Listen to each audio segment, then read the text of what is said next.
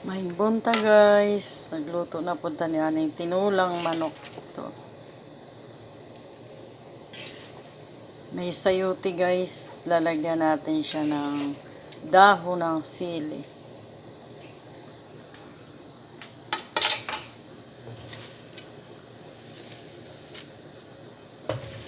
Dahon ng sili lang yan guys, tsaka sayote.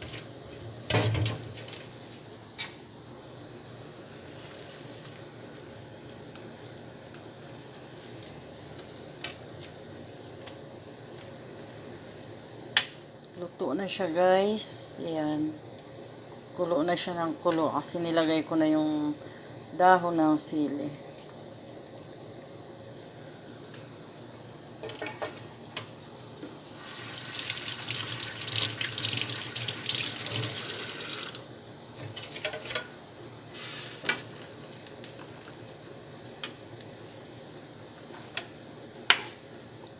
Lagyan natin ng luya.